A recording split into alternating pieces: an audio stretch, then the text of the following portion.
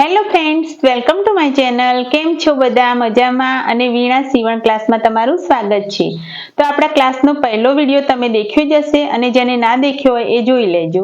તો એમાં મેં સ્ટેપ બાય સ્ટેપ શેપમાં સિલાઈ લગાવતા શીખવાડ્યું છે અને મશીનમાં સોય કઈ રીતે, દોરો કઈ રીતે ભરવો, કઈ રીતે સ્ટેપ બાય સ્ટેપ એમાં તમને શીખવાડ્યું છે. અને મોટરવાળું મશીન અને પગથી ચલાવવાનું મશીન કઈ રીતે ચલાવવાનું એ પણ મેં ક્લાસના પહેલા દિવસમાં શીખવાડી દીધું છે. તો આજે આપણા ક્લાસનો બીજો દિવસ છે અને બીજા દિવસમાં આપણે સિમ્પલ બ્લાઉઝનું કટિંગ શીખવાનું છે. એટલે 4 ટક્સવાળા સિમ્પલ બ્લાઉઝનું કટિંગ શીખવાનું છે. તો આપણે અહીંયા શરૂઆત જો તમે કરતા હો અને તમને બિલકુલ તમે ક્યારેય કટિંગ ના કર્યું હોય તો સૌથી પહેલાં તો તમે ન્યૂઝપેપર ઉપર કટિંગ કરજો. અને હું અહીંયા ડાયરેક્ટ કાપડ ઉપર કટિંગ કરવાની છું. તો હું તમને શીખવાડીશ એ રીતે ધીમે ધીમે સ્ટેપ બાય સ્ટેપ તમે કટિંગ કરતા રહેજો. અને આપણી જે શરૂઆત છે તો એવું નથી કે આખા બ્લાઉઝનું કટિંગ એક જ દિવસમાં પૂરું કરી દેવાનું. આપણે ધીમે ધીમે આગળ વધવાનું છે. તો આજના ક્લાસમાં આપણે બ્લાઉઝના પાછળના ભાગનું કટિંગ કરવાનું છે. તો આપણે બ્લાઉઝનું માપ લેતા જઈશું અને બ્લાઉઝનું કટિંગ કરતા જઈશું. તો લાસ્ટ સુધી વિડીયોમાં એટલે કે ક્લાસમાં બન્યા રહેજો. આપણા ક્લાસમાં આજે બ્લાઉઝના પાછળના ભાગનું કટિંગ તમને કમ્પ્લીટ આવડી જ જવાનું છે. તો ધ્યાનથી જોજો અને તમે પણ કટિંગ કરજો. તો ફ્રેન્ડ્સ, આપણે સિમ્પલ બ્લાઉઝ કટિંગ કરવા માટે મેં અહીંયા કોટનનું કાપડ લીધું છે અને આસ્તરનું કપડું છે. તો આપણું મેઇન કાપડ છે અને પ્યોર કોટનમાં લીધું છે કારણ કે શીખવાડવાનું છે એટલે આપણે શરૂઆત કોટન ઉપરથી કરીશું. એટલે તમે પણ સ્ટિચિંગ કરતી વખતે તમારું ફિનિશિંગ સારું આવે ને શીખવાની પણ મજા આવે. તો આપણે અહીંયા કોટનનું કાપડ લીધું છે, આ આસ્તરનું કપડું છે અને આ બ્લાઉઝનું માપ છે. આ જે બ્લાઉઝ છે સિમ્પલ 4 ટક્સ વાળો બ્લાઉઝ છે. તો આપણે આ બ્લાઉઝના માપ ઉપરથી માપ લેતા જઈશું અને કટિંગ કરતા જઈશું. તો સૌથી પહેલા તો આપણે અસ્તરના કાપડ ઉપર કટિંગ કરીશું. તો અસ્તરના કાપડને આપણે આ રીતે ખોલી અને મૂકી દેવાનું. તો અહીંયા તમે જોઈ શકો છો કે આ રીતે એકવાર ફોલ્ડ કરી અને મેં મૂકેલું છે. તો આ રીતે આપણે અસ્તરના કાપડને મૂકી દઈશું અને અહીંથી આપણે બ્લાઉઝની લંબાઈ લઈશું.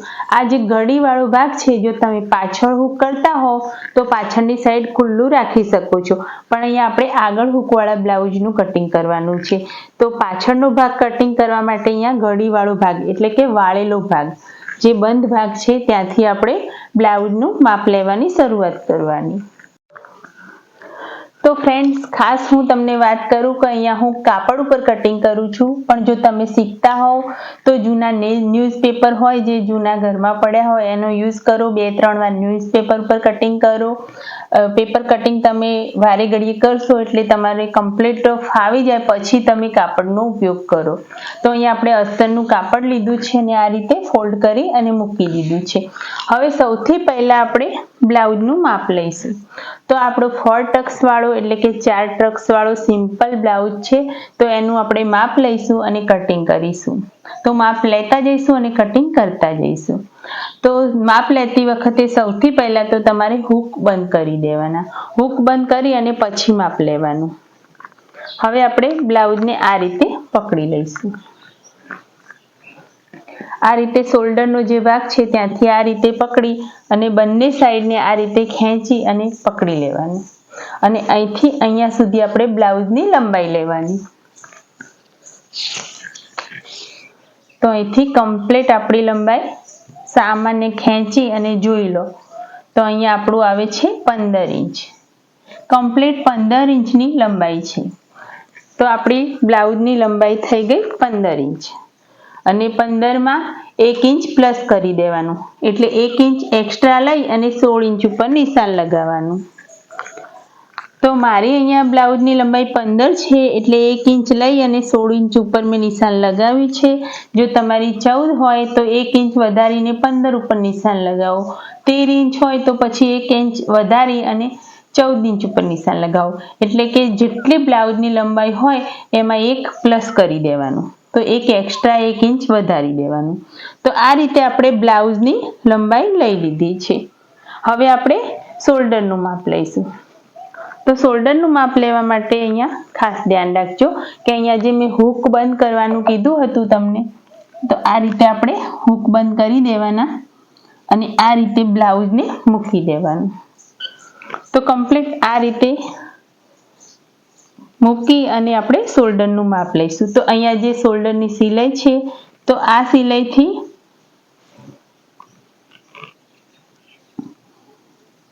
આ સિલાઈ સુધી આપણે માપ લઈ લેવાનું. તો અહીંયા મારું આવે છે 11 ઇંચ. તો અહીંયા તમે જોઈ શકો છો કે આપણું 11 ઇંચ આવે છે.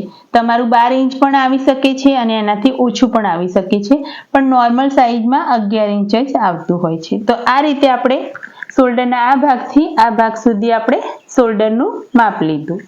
તો અહીંયા આપણું આવે છે 11 ઇંચ. તો 11 ઇંચના હવે આપણે અડધા કરી દેવાના. તો અડધા થાય 5.5 ઇંચ. અને જો કોઈને ના ફાવતું હોય તો આ રીતે પટ્ટીને પકડી, કોઈને ગણતરી ના ફાવે તો આ રીતે પટ્ટીને પકડી અને આ રીતે વાળી દો.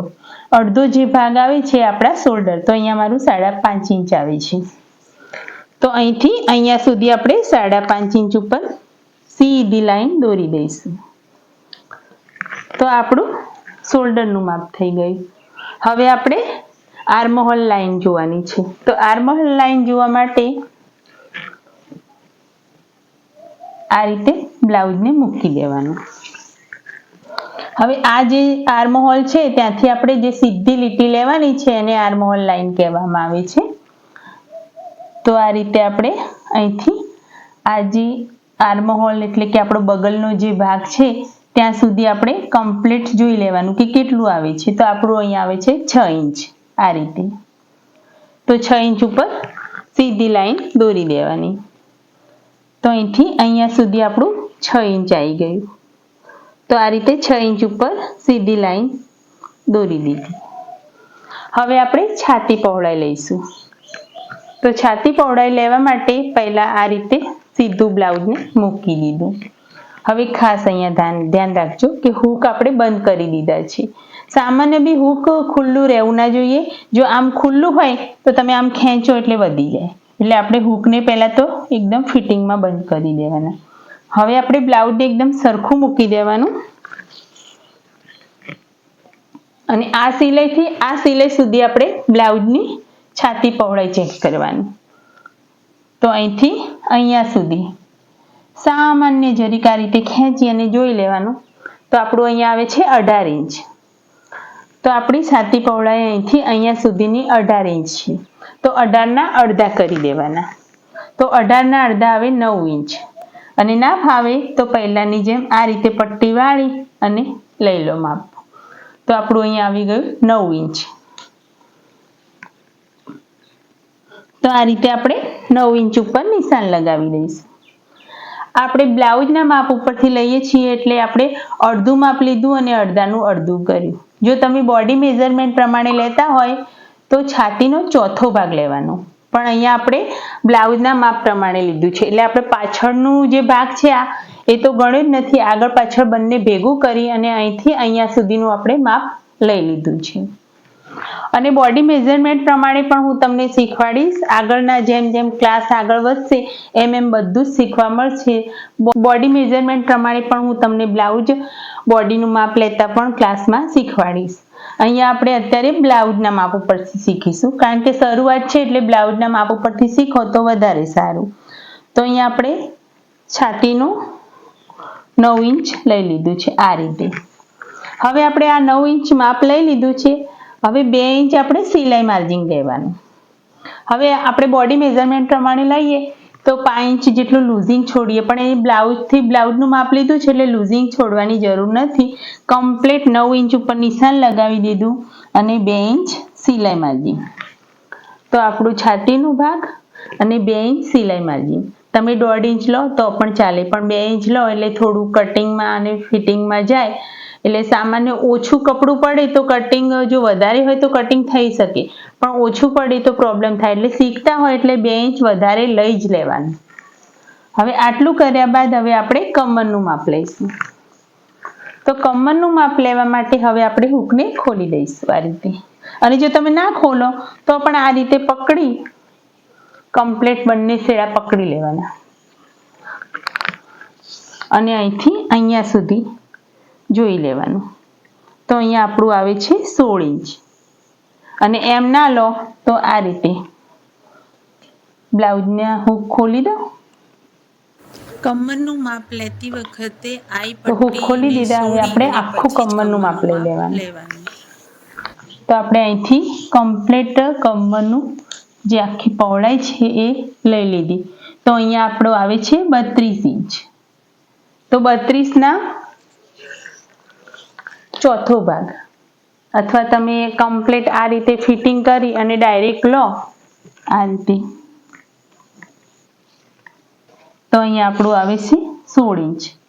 તો 16નો ચોથો ભાગ, સોરી 16નો બીજો ભાગ 8 ઇંચ થાય અને 32નો ચોથો ભાગ 8 ઇંચ થાય. એટલે કમ્પ્લીટ આપણે 8 ઇંચ આ રીતે લઈ લેવાનું. અહીંયા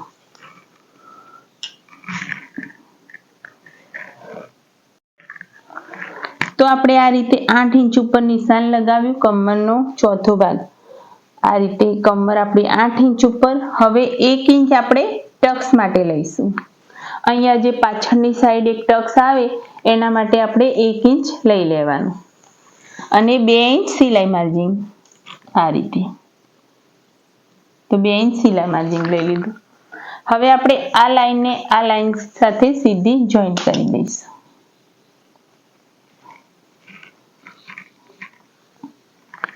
અને આ 2 ઇંચ જે છે આપણું ફિટિંગનું નિશાન છે. અહીંયા છાતીના ભાગને પણ આ રીતે જોઈન્ટ કરી લઈશું. આ રીતે છાતીની જે લાઈન હતી. તો અહીંયા કમ્પ્લીટ આપણે ફિટિંગનું નિશાન પણ લગાવી દીધું છે. હવે આ 1 ઇંચ છે અહીંયા આપણો ટક્સ આવી જશે. એ લાસ્ટમાં હું તમને ટક્સ બનાવતા શીખવાડું.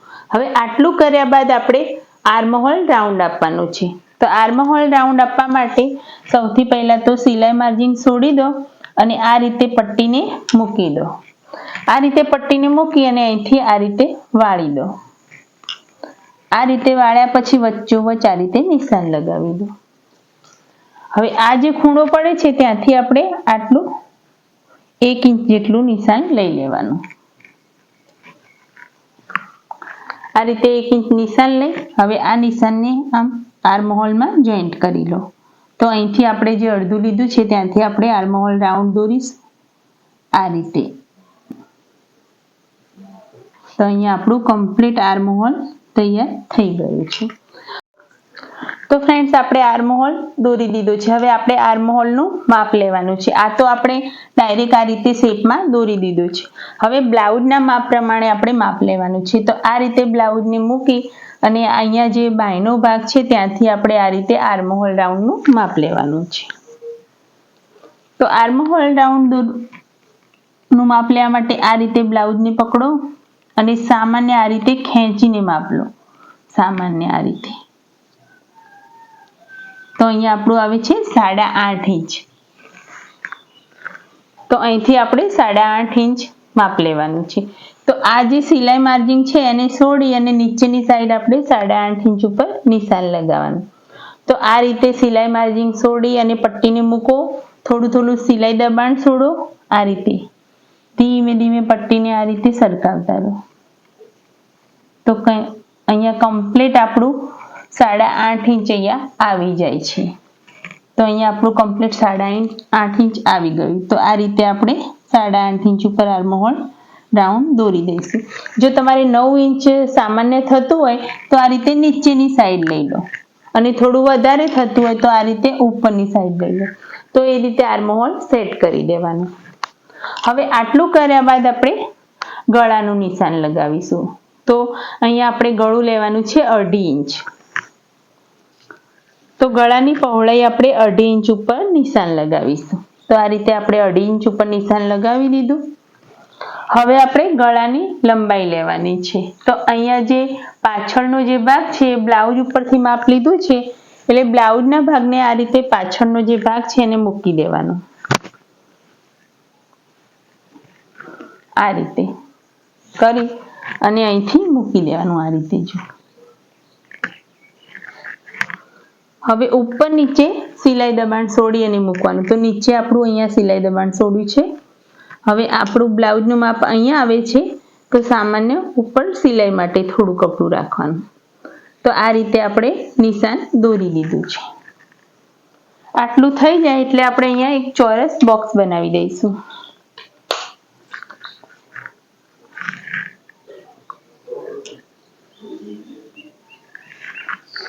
તો આ રીતે આપણે ચોરસ બોક્સ બનાવી દીધું છે. હવે તમે ગળાની જેવી પેટર્ન કરવી હોય એ રીતની કરી શકો છો. તો અહીંયા આપણે સિમ્પલ ગોળ ગળું બનાવવાનું છે. તો આ રીતે સામાન્ય બહારની સાઈડ આ રીતે ખેંચી અને આ રીતે ગોળ ગળાનો શેપ આપી દીધો. જો તમારે સાંકડું બનાવવું હોય થોડું તો ડાયરેક્ટ આ રીતે શેપ આપો, અને લોટા આકાર બનાવવો હોય તો આ રીતે સામાન્ય જે શેપ આપવો હોય તમે આપી શકો છો. તો અહીંયા આપણે સિમ્પલ ગોળ ગળાનો શેપ આપી દીધો. હવે ખાસ અહીંયા ધ્યાન રાખજો કે અહીંયા સામાન્ય નીચેની સાઈડ આ રીતે ત્રાંસું કરી દેવાનું આપણે, કારણ કે અહીંયા શોલ્ડર ઉતરવાની પ્રોબ્લેમ રહે નહીં એના માટે. તો અહીંથી આપણે સામાન્ય ત્રાંસી કટિંગ કરીશું આ રીતે. હંમેશા કેવું થાય છે કે ગળાનો ભાગ મોટો હોય છે એટલે શોલ્ડર ઉતરવાની પ્રોબ્લેમ રહે છે, એટલે આપણે ગળાની અંદરની સાઈડ નીચે થોડું દબાણમાં આ રીતે લઈ લઈશું. એટલે સિલાઈ વખતે આપણે જો દબાણ કરવાનું સામાન્ય ભૂલી જઈએ તો પણ આ ત્રાંસું કટિંગ કર્યું હોય એટલે કમ્પ્લીટ આપણું અહીંથી ફિટિંગ આવી જાય. તો આ રીતે આપણે પાછળનો ફરમો તૈયાર કરી દીધો છે. હવે આનું કટિંગ કરી દઈશું. તો આપણે આ રીતે કટિંગ કરી દઈશું. જેવું દોર્યું છે એવું જ કટિંગ કરવાનું છે.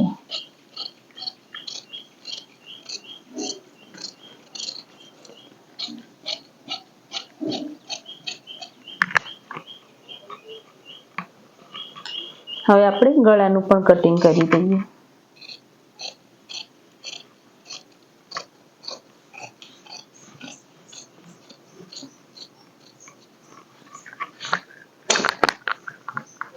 તો અહીંયા આપણે કમ્પ્લીટ પાછળના ભાગનો ફરમો તૈયાર કરી દીધો છે. હવે હું ટક્સનું નિશાન પણ લગાવી દઉં.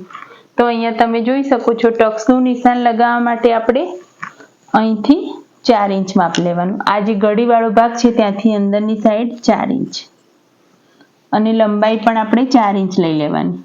4 ઇંચથી નાની હશે તો એકદમ થોડું ચાલશે, પણ 4 ઇંચથી ઉપર ના જવા દેતા, કારણ કે પછી બહુ મોટો ટક્સ થઈ જાય તો ખરાબ પણ લાગે અને અહીંથી છાતીમાં દબાણ થાય. એટલે પાછળની સાઈડનો જે ટક્સ છે આપણે 4 ઇંચનો કરવાનો છે. હવે આ રીતે નાનો ટક્સ બનાવી દીધો. તો આ જે ટક્સ આપણું દબાણમાં આ રીતે ગયું, આ રીતે એ આપણે એક્સ્ટ્રા અહીંયા કાપડ જે છોડ્યું હતું, જે એક્સ્ટ્રા અહીંયા નહોતું લીધું 1 ઇંચ ટક્સ માટે, એ ટક્સ માટે અહીંયા દબાણમાં જતું રહ્યું. એટલે આપણું કમ્પ્લીટ કમરનું માપ અને 2 ઇંચ સિલાઈ માર્જિન. તો આ રીતે આપણે પાછળનો ફરમો તૈયાર કરી દીધો છે. હવે ટક્સનું નિશાન આપણે આ બાજુ પણ લગાવી દઈએ.